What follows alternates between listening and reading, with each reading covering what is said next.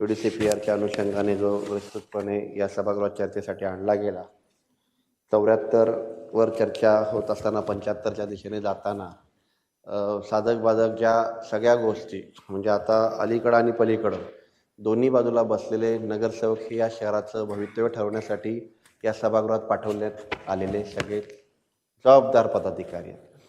जबाबदार म्हणजे काय, या शहरानं आपल्यावर त्यांच्या भविष्याची त्यांच्या दैनंदिन जीवनाशी असलेल्या गोष्टींच्याकरिता आपल्याला इथं प्रतिकृत केलेलं आहे. प्रत्येक क्षेत्र वेगळं आहे. कोणी झोपडपट्टीचं प्रतिनिधित्व करतं आहे, कोणी गावगावठाणाचं करतं आहे, कोणी सेक्टरमध्ये LIG स्वरूपाच्या घरांचं करतं आहे, कोणी 12.5% करतं आहे आणि कोणी उच्चभ्रू इमारतींचं करतं आहे, MIG LIG पण करतं आहे. हे सगळं असताना शहरासाठी जो हा नियमावली हा भाग आला आहे, हा एवढा सोपा आणि एवढा छोटा नाही आहे की त्याकरिता सहजरित्या अभ्यास न करता किंवा चर्चा न करता तो कुठल्याही शहराच्या एका कोपऱ्यात घडतोय आणि तिथल्या लोकांच्यावर अन्याय होईल अशी भूमिका सभागृहाने घेतली गेली असा आभास निर्माण करून त्या विषयाला बगल देण्याची काही परंपरा किंवा काही जी वृत्ती आहे ती पहिले बाजूला सारून आहे. ह्याच्यावर कोणाचा अन्यायाचा विषय स्वीकारायचा आहे, नाविन्य पण स्वीकारायचं आहे. शहराचं नवीन म्हणजे 30 वर्षापूर्वी म्हणजे सिडको जेव्हा आली 1970ला, जर जमीन अधिग्रहणच्या अनुषंगाने 2 गोष्टी म्हणजे घरत साहेबांनी विस्तृत सांगितलेलं, MIDC का आली, MIDC आली म्हणून नवीन शहराची संकल्पना त्या बाबतीत अधिग्रहण करताना सिडकोने कुठल्या उद्देशाने केलं, आता त्यावेळी केलेलं नियोजन ते भविष्यात टिकलं का, तर नाही.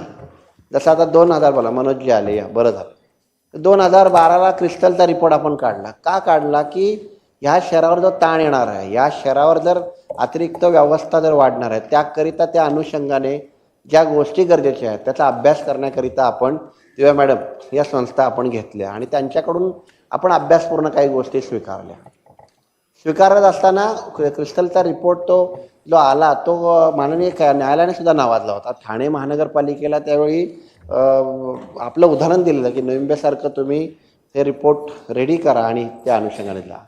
जसं सिडको वस्तानामुळे मुद्द्यावर परत येतो. सिडको वस्ताना सिडकोने एक अंदाज पकडलेला माथाडींच्या घराच्या बाबतीत की हे सायकल फार तर फार घेतील, जीवनशैली फार तर ती सायकल बाईकच्या पुढे येणार नाही, परंतु जी प्रगती देशानं गाठली, ज्या प्रगतीचे हिस्सेदार माझा माथाडी LIGतला वर्गसुद्धा पुढे आला, तर आज शैलीताई बरोबर बोलत आहेत, 4 चाकी एक नाही तर 2 सुद्धा आमच्या घराजवळ उभे राहिले. हे चांगली प्रगतीचं लक्षण आहे. परंतु नियोजन फसलं, सिडकोचा अंदाज फसला. सिडकोला ह्या शहराच्या भवितव्याच्या अनुषंगाने त्यांनी केलेला आराखडा चुकला. त्यामुळं शहराला नियोजनबद्ध बघा, सिडको शिल्पकार किंवा सिडकोने घडवलेलं शहर, पण सिडकोचं नियोजन चुकलं आणि त्याच्यात बदल घडवण्याकरिता सभागृहाचा अधिकार आणि त्या माध्यमातून शहराने नेतृत्व निवडलेलं गणेश नाईक साहेबांनी वेळोवेळी त्याच्यात पुढाकार घेऊन या शहराला प्रगतीच्या दिशेने नेण्याकरिता एक आपलं इनिशिएटिव्ह तिथं लावलं. आता घनसोलीच्या प्रकल्पामुळे घनसोलीतल्या लोकांचं भविष्य चांगलं होणार आहे, नक्की होणार आहे. घर मोठं भेटणार आहे, छोट्या घराच्या ऐवजी मोठं घर भेटणार आहे. काल कोणीतरी बोललं की तिथली मुलं गर्दुली व्हायला लागली. असा आरोप करणं योग्य नाही, बिलकुल नाही. छोट्या घरात राहणारे लोक म्हणजे काय गर्दुली होतात, म्हणजे नशिराला जातात, हे मला कदापि मान्य नाही. असं ह्या सभागृहात बोलणं सुद्धा आपल्या नवी मुंबईच्या भवितव्याला कलंक लावण्यासारखं आहे. Point of order madam.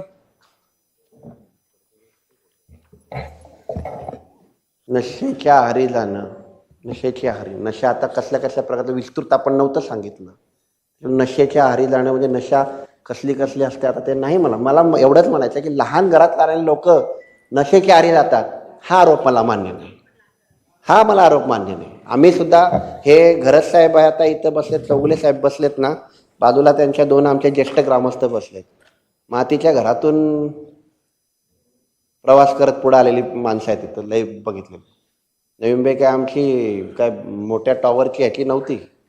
गावगावठाना छोट्या घरातून, बरोबर ना, चप्पल नाही भेटायची, सण असला की चप्पल घालायचो.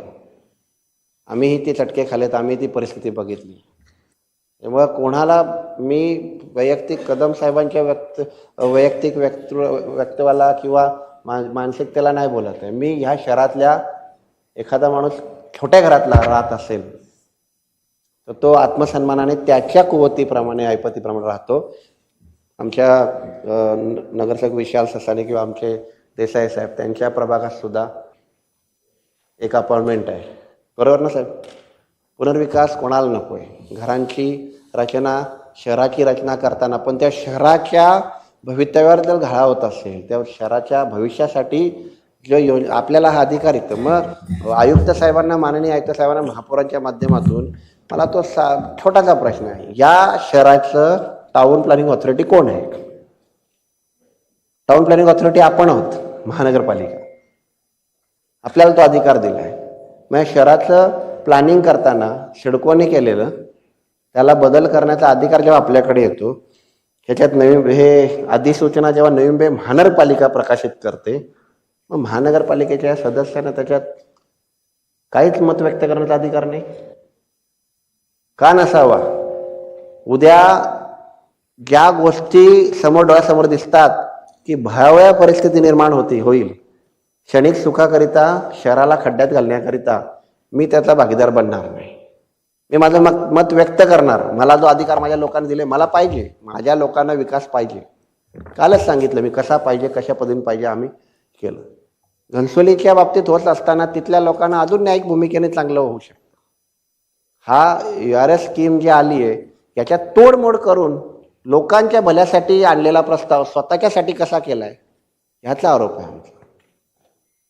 या गोष्टीची शंका आहे. मी काल पण सांगितलं, ह्याच्यात नीट परीक्षण, नीट त्याच्यात चेकिंग केली. आता इथं व्यवसायाशी संबंधित, कन्स्ट्रक्शन व्यवसाय संबंधित माझ्या होते तिकडे शिवराम पाटील साहेब, इकडे घरत साहेब, चौगुले साहेब, अजून कोण पाठीमागे इकडं मोरे साहेब, इतापे साहेब, इकडं सुनील भाऊ आमचा, वगैरे साहेब, गुणावर पटेल, किती त्या व्यवसायाशी संबंधित, मम्मीत बसला, किती लोक आहेत त्या व्यवसायाशी संबंधित आहेत. साधं नुसतं प्रेझेंटेशन जरी दाखवलं ना तिथलं, तरी एका मिनिटात तुम्ही सांगाल की बिल्डरच्या भेटायला किती जायला पाहिजे, लोकांना किती भेटायला पाहिजे, कन्स्ट्रक्शन कॉस्ट काय आहे या शहरात. हा सगळा कंपॅरिझन काढल्यावर सरळ सरळ दिसतंय की तिथल्या लोकांची फसवणूक चालली. आणि मग शहराच्या बाबतीत बिल्डरला काय पडलंय? त्याला कमाव घर चले जाओ. आमचं म्हणणं, ह्या शहरातल्या लोकांचं भवितव्य 20 वर्ष त्या छोट्या घरात राहिल्यात ना, मोठ्या घरात गेलेच पाहिजे. काल मी बोललो ना, अजून मोठ्या घरातलं सांगितलं मी. आणि मी काल जे बोललो आजही त्याच्यावर प्रमाणित आहे. मी माझं प्रेझेंटेशन या सभागृहाला देऊ शकतो की तो बिल्डर कोण आहे मला माहीत नाही, ती नियमावली मला माहीत आहे. मी त्या बिल्डरच्या व्यवसायात किंवा कोणाच्या त्या लोकांच्या अडचणीतला भाग बनत नाही. पण हे सगळं होताना तुम्ही काल बोलत ना 180 आम्हालाही कल्पना आहे, 400 नाही. मी ताईला काल बोललो, ताई 600चं घर होईल. आमच्या इथलं आम्ही करतोय म्हणून बोललो, आमच्या इथलं त्याच्यापेक्षा मोठं करतो, ह्याच नियमाला धरून. पण शहर उद्ध्वस्त होणार नाही. बिल्डरला म्हणजे या शहरावर कम्पॅरेटिव्ह सांगतो, फार अंदाज 3200 घरं आहेत ना तुमची ताई, 3200 घर. आता तिथं 10,000 घरं होणार आहेत. 6,800 नवीन कुटुंब नवी मुंबईचे सदस्य बनणार आहेत. अंदाजे 6,800 कुटुंबांकरिता तेवढी पाणी व्यवस्था लागणार, तेवढी सिवरेज व्यवस्था लागणार, तेवढी शाळा व्यवस्था, तेवढी आरोग्य व्यवस्था, तेवढी गाड्यांची पार्किंग व्यवस्था. जसं आता सिडको काय बोललेली, तुमची फक्त एक सायकल मोपेड असेल. आता आमच्या 2 झाल्या गाड्या. आता कन्स्ट्रक्शन करताना बिल्डर एक पार्किंग देतो, त्यांना पण एकच असेल. 2 दिल्यात का 1 दिल्यात ताई? दीपाली ताई किती दिलेत? 1 दिले ना. ताई तुझ्या मुलाची उद्या गाडी येणार आहे, तुझी सुनबाई पण गाडी आणणार आहे. सांगतो ना, शहरात हे भवितव्य होणार आहे. आज इथं बसलेल्यांच्या कित्येकांच्या घरात दुसरी गाडी आहे की नाही सांगावं मला. सर्वसामान्य माणूस सुद्धा इझी झालं ना, इझी लाईफस्टाईल झाली आहे की तुम्ही 10,000 भरा, 4 व्हीलर घेऊन जा घरी, बँक तयार आहे कर्ज द्यायला. मग आपण चांगल्यात चांगलं घेतो, दुसरी तिसरी गाडी कुठे पार्किंग कराल? त्याचं नियोजन केलंय का? करावं लागणार ना. घनसोलीला माझी दुसरी गाडी पार्क झाली पाहिजे का नको? आणि त्या गाड्या चालवायसाठी त्या रस्त्याची क्षमता जरी वाढवायची तयारी केली तर तेवढ्या पुरतं वाढून अख्खा नोड आणि हे शहर सगळं दावणीला लावून चालणार आहे का? सिवरेज ट्रीटमेंट प्लांट त्याच्यात नियोजित केलं का? नाहीतर होल्डिंग पॉइंट कमी पडायला लागले म्हणून शहरात पाणी शिरायला लागलं. होल्डिंग पॉइंटची तयारी आपण केली का? म्हणजे कित्येक असे मुद्दे समोर येत जातील का फक्त सेल्फिश बनून चालणार नाही. स्वतःचं झालं म्हणजे भागलं म्हणजे झालं असं बनून चालणार नाही. शहर आहे, विसरू नका, 111 जणांना शहराने खूप विश्वासाने इथं पाठवलं. तो विश्वासाला तडा जाईल असा कुठलाही निर्णय ह्या सभागृहातून झाला तर उद्या जे मग जेडी साहेबात काल बोले ना की आमची नातवंड, आमची मुलं आम्हाला पिढी पुढे माफ करणार नाही. कारण राहण्याजोगं राहणारच नाही. ह्या शहरातून सगळे बाहेर पडतील. लिवेबल शहर आज आपण ताट म्हणून सांगतो, राहण्याजोगं शहर. राहण्याजोगं राहील का? हे असं झालं तर राहण्याजोगं राहील का शिवराम पाटील साहेब? आम्हाला गावगावठाणाचा विकास करायचा आहे. आम्हाला 12.5% आसपास दाटीवाटीचा विकास करायचा आहे. आम्हाला चौगुले साहेबांनी झोपडपट्टी किती 39 झोपडपट्ट्यांचा विकास करायचा आहे. या सगळ्या शहरवासियांना सामावून घेण्याकरिता शहराची कॅपॅसिटी तयार करायच्यासाठी सुद्धा म्हणून तो 74 नंबरचा प्रस्ताव आवर्जून वारंवार उल्लेख करतो, तेवढ्याच गरजेचा होता.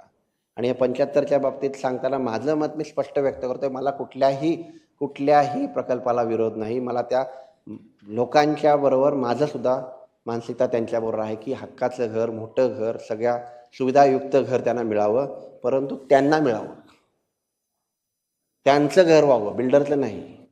आणि बिल्डरच्या पाठी असलेल्या इतर यंत्रणेचं नाही. हे शहरासाठी ज्यांनी योगदान दिले त्यांना त्यांचं भवितव्य व्हावं, त्यांचं चांगलं व्हावं. आणि मला काल विस्तृतपणे मांडायला भेटलं, तुम्ही सगळ्यांनी ऐकून घेतलं. अजून विस्तृत लागलं ना तर प्रेझेंटेशनला दोन्ही पडदे खाली करेन मी, माझ्या अँगलने मी दाखवेन तुम्हाला. कारण मला कुठल्या व्यावसायिकाचं नुकसान करायचं नाही. मला माझ्या शहरवासियांची चिंता आहे. तर मी इथं जबाबदारीने बोलतोय, जबाबदारीने आलो. मला कोणाच्या प्रकल्पाला खोडा घालायचा नाही. मी FSI हा शब्द सुद्धा, तो बसला ना तिकडं आमचा किशोर पाटकर, त्या दरवेळी त्या सभागृहात FSI मग विचारायचा फुल फॉर्म माहीत काय का? मग आता ते फुल फॉर्म काय अख्खं आता PhDच करावी लागली त्याच्यामुळं प्लॉट किती आहे, आताची रूल काय आहे, मग मोडून तोडून रूल का आणताय? एखादी GR एखादी नियमावली बनवली गेली ना त्या शहराला साजेशी असते, मग त्या नोडसाठी लगेच तुमचे नियम का बदलतात? मी आयुक्तांना काल विचारलं ना, पूर्वी 30 वर्ष किंवा धोकादायकची सर्टिफिकेशन तुम्ही डायरेक्ट काढून टाकली. कोणी काढली? UDCPR URS स्कीम आणली देवेंद्र फडणवीस साहेबांची, त्यांची वाहवा करायला पाहिजे, दुनियात वाहवा होईल असं केलं. पण त्याला मोडून तोडून स्वतःसाठी नियम बदलून सगळं करणारे कारभारी, तेव्हा वाईट वाटलं. केलं ना आपण मागच्या वेळी विरोध केला ना झोपडपट्टीसाठी जो काय रूल आणलेला आहे, आणि त्यांनीच लगेच स्टॉप केला. कारण चांगलं त्यांचाही अधिकार त्या बाबतीत आहे, नियम आले पाहिजे. पण ह्या सभागृहाला जो काय अधिकार आहे तो याच्यात नाही आहे. त्या सभागृहात तो अधिकार आला पाहिजे. आम्हालाही आमच्या शहरात काय घडणार आहे, काय नाविन्यपूर्ण येणार आहे, नवीन काय होणार आहे. दिव्या मॅडम, माझं बोलणं तुम्हाला जास्त पडेल या बाबतीत, कारण इम्पॅक्ट असेसमेंट प्रकार जो आहे तो दिलेला क्रिस्टलचा रिपोर्ट फेल झाला आहे हे तर प्रूव्ह झालं. आत्तासुद्धा समितीकडून आपण रिपोर्ट घेतल्यानंतर तो किती वर्ष पुढे चालणार आहे त्याचं क्रॉस चेक आणि त्याचं भवितव्य आता अनुभवाने आपल्याला तपासावं लागणार. त्याच्यामुळे ह्या प्रस्तावाच्या अनुषंगाने बोलताना एवढंच सांगेन, URS स्कीम ही आमच्या लोकांसाठी असावी. URS स्कीम ही आमच्या लोकांचं ह्या शहराचं भवितव्य घडवणारी असावी, ना या शहराला डिस्ट्रॉय करण्यासाठी, ना कोणाची घरं भरण्यासाठी असावी. एवढंच बोलायचं. धन्यवाद.